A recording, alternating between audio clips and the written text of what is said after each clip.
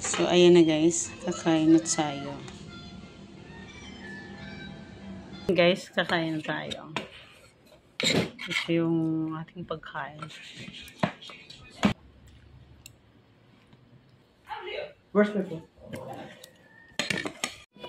So, hello guys. Ngayon, magluluto naman tayo ng sayoting gulay.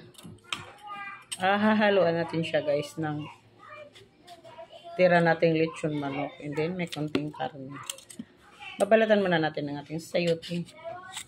Ito ang ating sayote guys.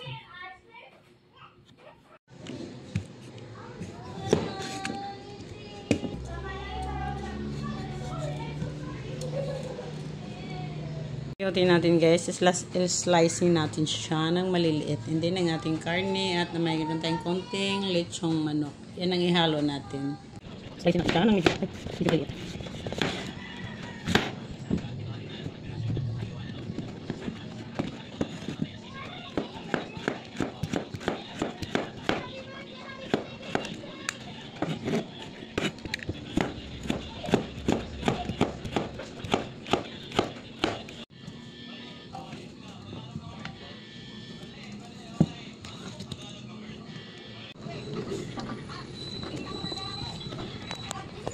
So, ito yung karning baboy natin, guys. Slicein natin siya ng maliliit.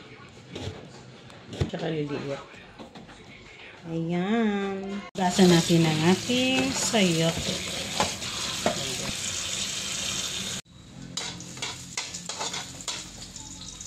And then, nilagay na natin ang ating sibuyas at kamatis.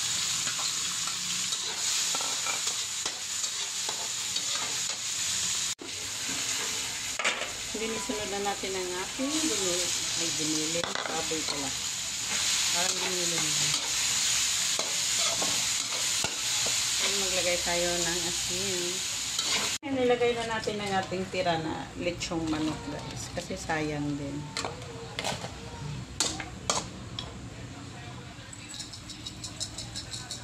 Ang ating gulay.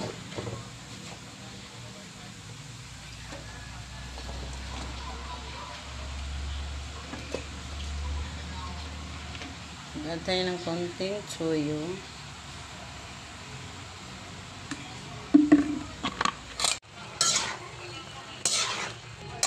Maglagay tayo ng kalahating pork cubes.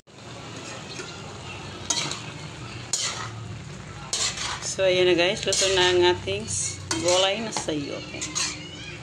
Masarap siya pag half cook lang siya guys. Huwag natin siya i-overcook.